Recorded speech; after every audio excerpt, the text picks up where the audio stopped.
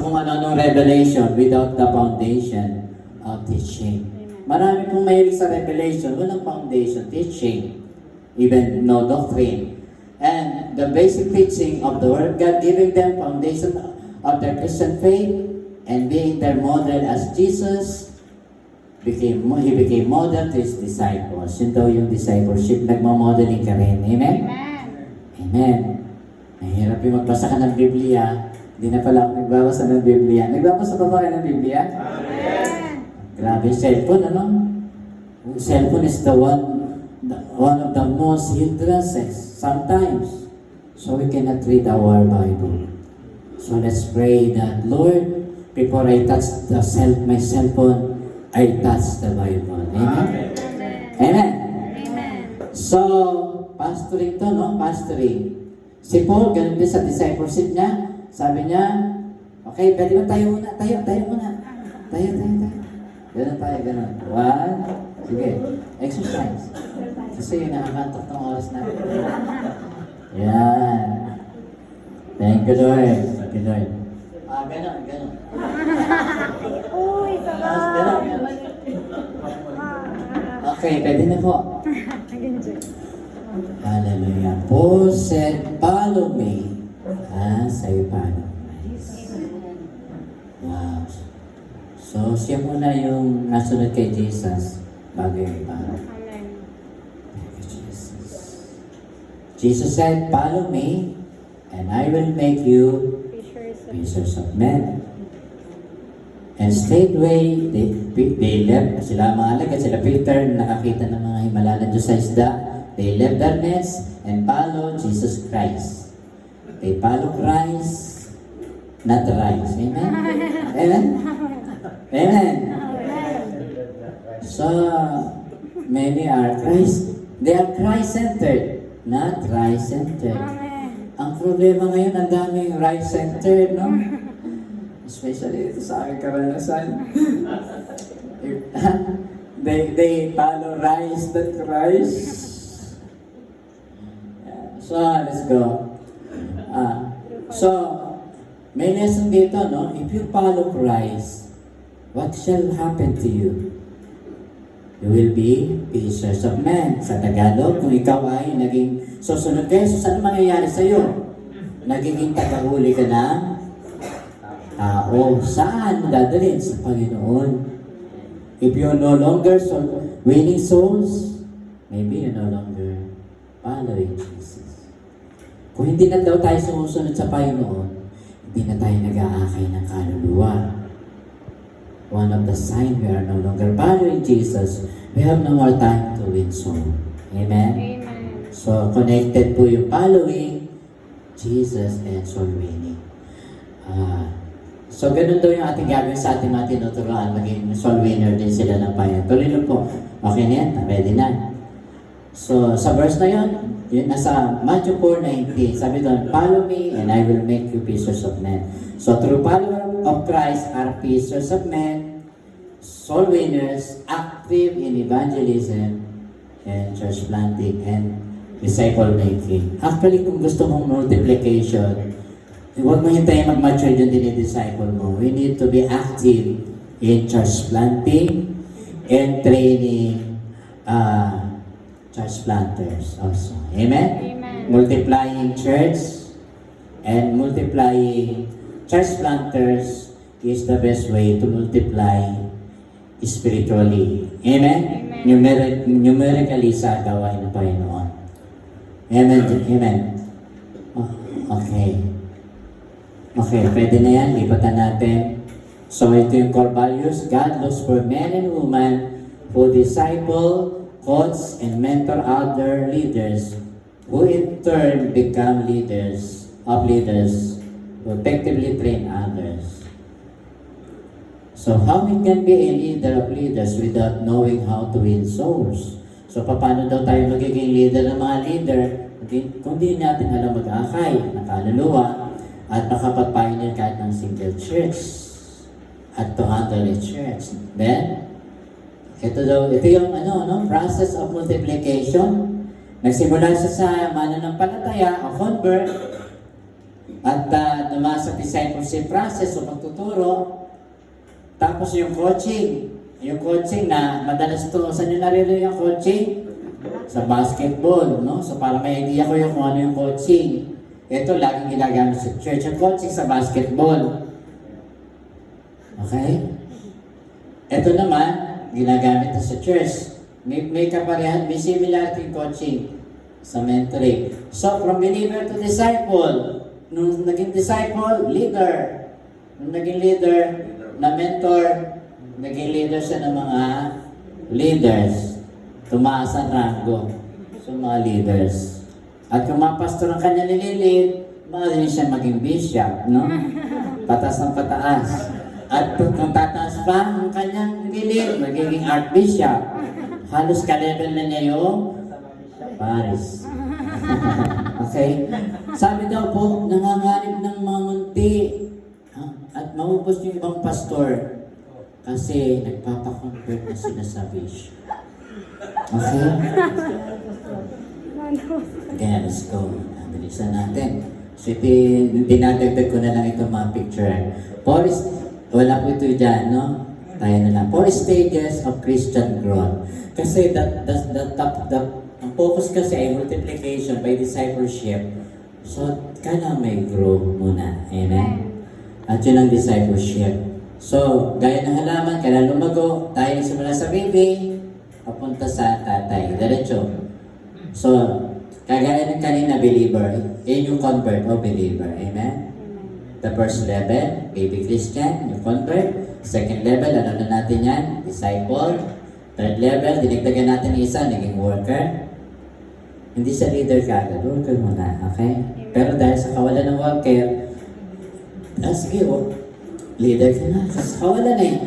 At the sad thing is, here in Mindoro, I discover, because of a lot of building, being built by the poor, okay? Around the Mindoro. So they need to put up pastors immediately. So I discovered even the Spiritista on Albularyo, they became pastor.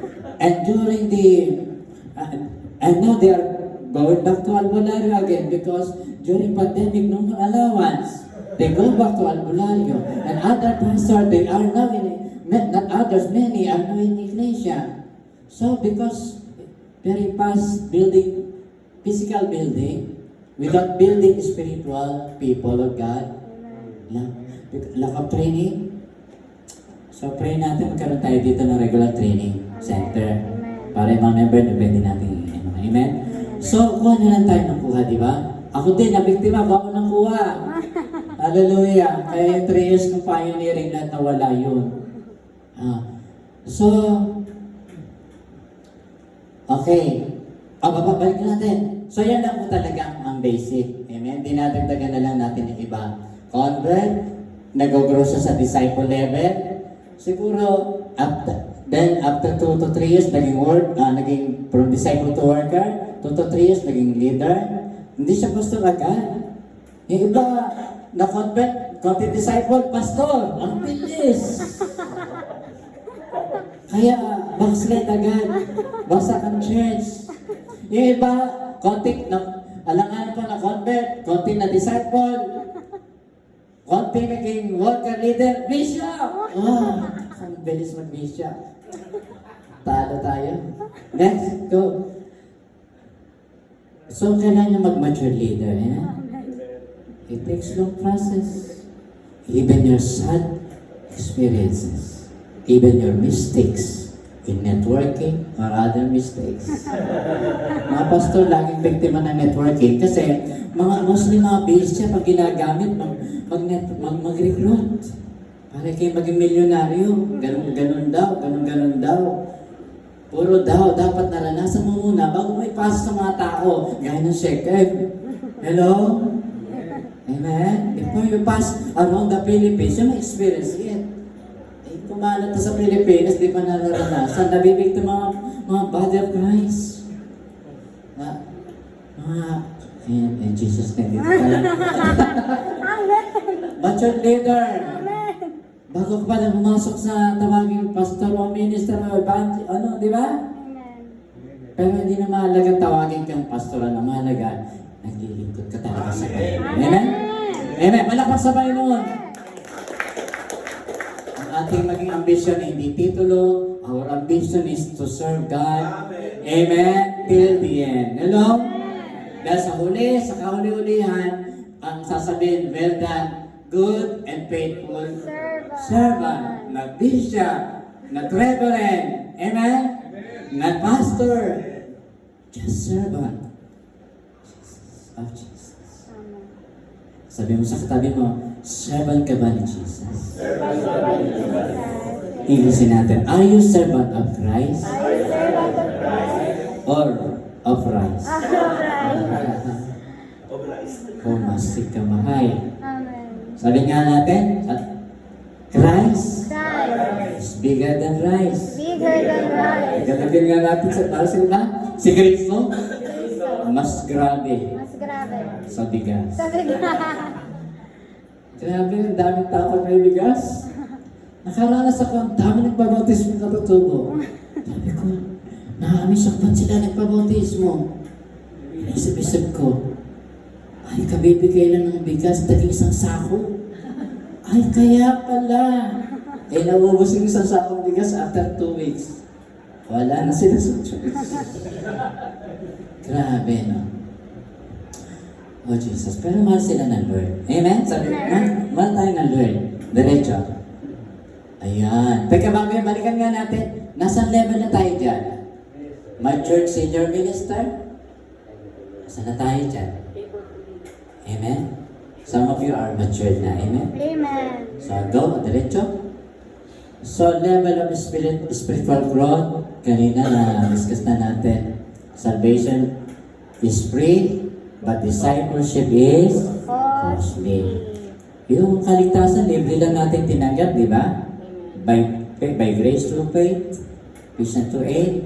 Pero yung disipulo, pagdidisipulo, no? It takes your life. In salvation, it takes Christ's life. In salvation, Christ will die. Sa kaligtasan ng ating kaluluwa, si Kristo ang mamatay, hindi ikaw siya. Pero sa pagsunod, ikaw yung mamamatay. But in discipleship, in following Jesus, we are the one should die. I know, this is the hardest part. To be a true disciple. Kaya kung ating worker, wala talagang disciple. Lahat buhay sa sarili. Amen? Kaya hirap din tayo sa paglago kasi sarili alay. Pero sabi ng Bible, unless the corn of wheat fall to the ground and die, maliban ng buto ng ano yun? Wheat ba yun? Trigo. Ay bumagsak sa lupa at mamatay. Isa pa rin yung buto siya. But when it die, kung ito mamatay, it will grow and become many. Amen? Dumadami pag namamatay daw tayo sa ating sarili. Hello? Ito ang pinakamabigat, to be a true disciple of the Lord. At kung wala nito, lahat struggle. Pray tayo. Madali mag-teach eh. Ang dami ng teaching. Ang dami na. Ang problema, sino tuturuan? Hello? Sino tuturuan natin? Pag ang tinuruan mo, hindi ay willing mamatay sa sarili, ganun pa rin. Sabi ng Panginoon, if any man wants to follow me, let him deny himself. Tagalogin natin, kung sino mang nais sumunod sa akin, sabi ng Lord, i-deny mo sarili. Ano i-deny? Sabi hindi ang sarili mo, priority mo. Hindi na paano kakain ang priority mo. Jesus said, my food is to do the will of my Father. Food is second. But your priority is to do the will of God. Money is second, but the highest is God. Amen? Amen ba kayo? Thank you, Jesus. Let him deny himself. Paul said, I am crucified with Christ. Many are remaining in convert level. Maraming baby pa rin o convert o alagain or baby level or they are not willing to surrender their life to Jesus. But alagayin pa rin kasi ayaw nila sumuko. Kaya tayo mga pastor, talaga namang, di ba pastor? This is all our struggle. Dali magturo eh, dami makukope, dami. Kaya, ang dali sabi discipleship. But without surrender, no matter what lesson you give them, they are not disciple without surrender life to Christ. Tama ba, Pastor? Without surrender. You can teach as leader or pastor, but you cannot surrender their life. They are the one who will surrender. Tama ba yun? Pwede tayo magturo. Pero ikaw yung sila o tayo yung magsusuko natin. Life to Jesus. Amen. Amen. Ano mas mataas? Hanap buhay? O yung nagbigay ng buhay? Amen. God will make a way kapag inuno ng Diyos. Amen. Ano to? Pag inuno ng Diyos, sabi niya, pararangan ako ang ipaparangan sa akin. Actually, before I just renting a room, a house in Indon. Before I just living with the Mangyan. I have no house here. Then I rent a house size of CR. Sinaki ng CR in Cabacao. Then after 3 years, it became bigger. Amen? Then after 4 years, it bigger again in Tibar. Ang problema, malapit sa Baguyan. Then after 7 years, here, more bigger. Palakpak sa bayan na. Amen! Praise God. So, praise the Lord. Siguro dito na natin, balikan natin. Saan tayo dito? O yung ating mga member? Alagain? Alagad? Alalay? Alak na. Alam. Sige. Ha? Nakalbo ka na sa kakaalaga. Nakalbo ka na sa kakaalaga. Sa dulo, alam na. Jesus.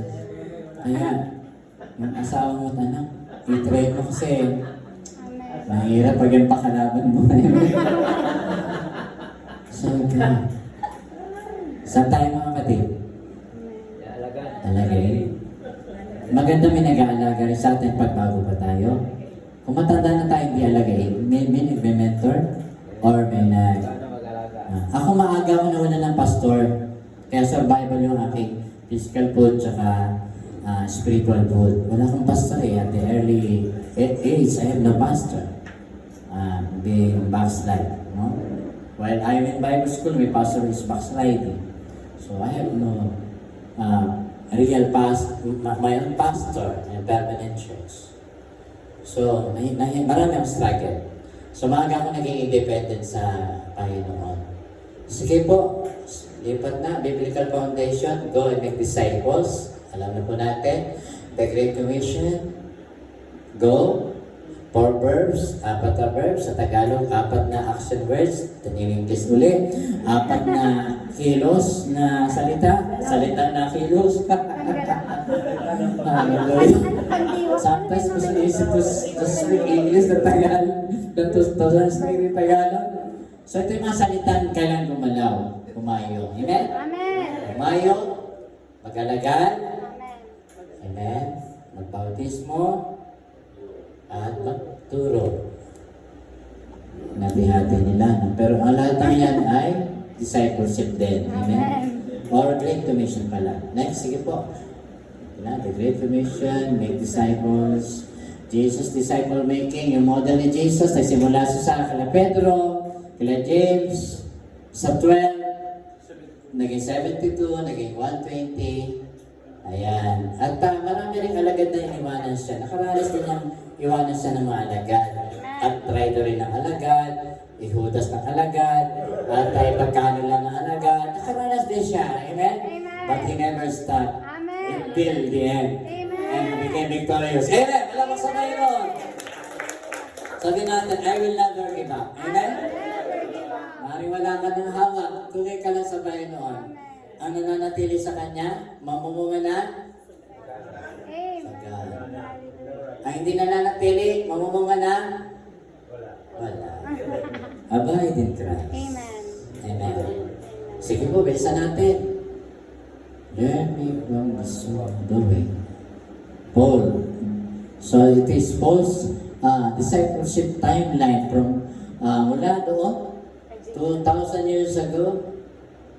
Then, sa panahon natin, Jesus, asa na tayo? Jesus to Paul, Paul to Timothy, 2,000 ating kapanahonan, papunta sa iyo. Yan, who disciple you? Sino nakaakay sa iyo? At sino nag-disciple sa iyo? Sa akin, paano ba ako nag-disciple? Hindi ko na matandaan. Kasi wala talaga nag-mentor sa akin. Ang hirap kung wala nag-mentor. Kaya ang dami kong bagsak. Amen. Only by the experience. Kaya mapalad kayo kung may nagpapastor sa inyo. Ako walang pastor. Amen. Amen? Who disciple you? What did they teach you? Anong pinagtuturo sa iyo? Grabe today, no? In our times, kanya-kanya ngayon. There's a lot of Christian movement. They just focus more on word kingdom. Everything is about word kingdom. Other group, they teach everything about word grace. Anyway, let's balance everything. Amen? Not everything kingdom, not everything grace. Ayan na. Jesus, Paul, Timothy, then you. So, sino po ngayon? Who is your spiritual? How important was it for your spiritual growth? Thank you, Jesus. Characteristics of a disciple, harap God, available. So, mahalaga yan, yung pagiging alagad na yung heart for God, ito heart of God eh. Ewan ko kung nagkamali gumawa. Heart of God. Ha? Heart of God na sa'yo. Okay. Tapos available. Available ba tayo? Amen. Available. Sabihin sa Tagalog yan, ay may oras ka sa Diyos. Hello. Priority man Diyos. Then faithful, teachable. Ang babagsakan lahat nito ay fruitfulness. Amen. Amen. Amen. If you are faithful, you will be fruitful. So, if you are faithful, meron ka lahat na yan. Amen? Thank you, Jesus. Sige po, ito naman yung model ng discipleship. Prayer, kailan yung may prayer, time of prayer, time sa scripture, yung personal. Yan na po yun. Intimacy with God. So, inulit ko lang, prayer, scriptures. At yung scripture, ay pinakita niya kung paano mo aaralin. Meditate yung binubulay-bulay ng isip. Pangalawa, sinasa ulo. Sa katutubo, almost 1 verse, 1 year bago mo sa ulo. Kayo po ba, may problema gano'n? Ha? 1 verse, 1 year bago? Kaya ko gusto mag-sim, mahirap abutin akong pagmamatay. Wala ako na dito na-release. So I pray na magkaroon tayo talaga ng training na iba pa. So, memorizing the scripture. Hindi lahat sasauluhin. Amen? Yan lamang kailangan mo na sa buhay. May mga mabubuhay tayo ng walang buhok, walang balahibo, at walang kilay, walang kuko. Pero di tayo mabubuhay ng walang butot, dugot, laman. Amen? May mga talata sa Bible na hindi ka magsusurvive kung di mo yan alam. Hello? Like Romans 8:28, all things work together for good to those who love God. Hindi lahat kailangan mo sa uluhin, pero may talata. You will die if you don't know that. Hindi ka magsusurvive. You must know special verse in the Bible inside. And you will stay alive. Amen? In the midst of trouble. Mahalaga you memorize.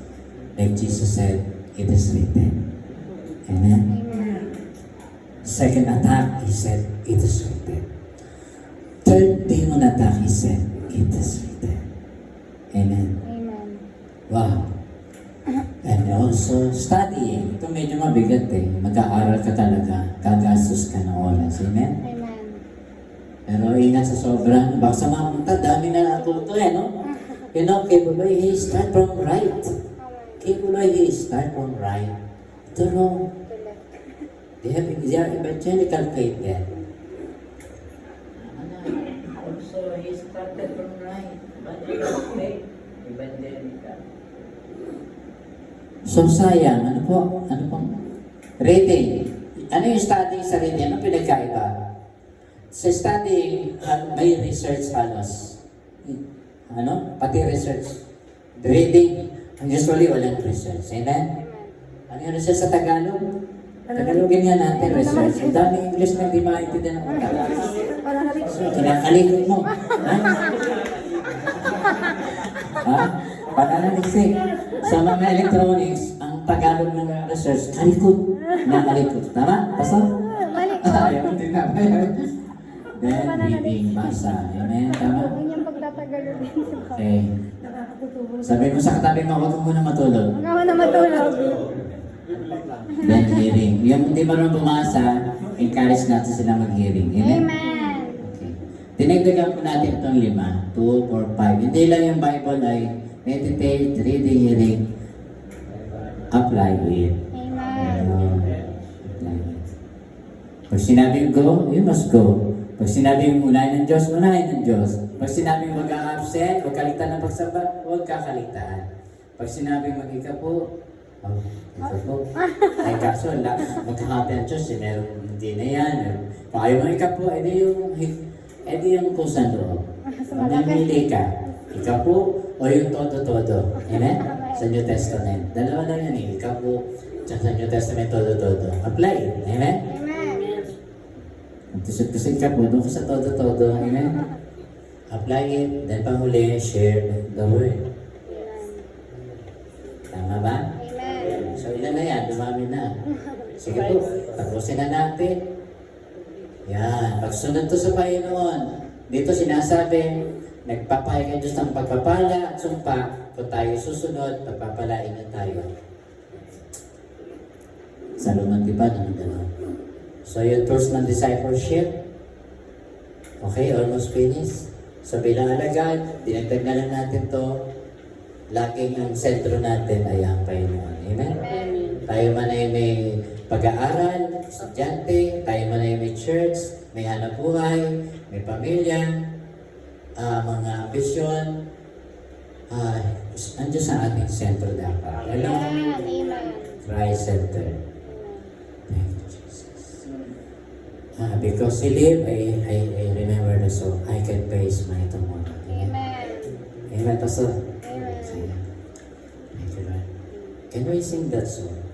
Because He live, I can face tomorrow. Verse 7. Kaya pa ba? Amen.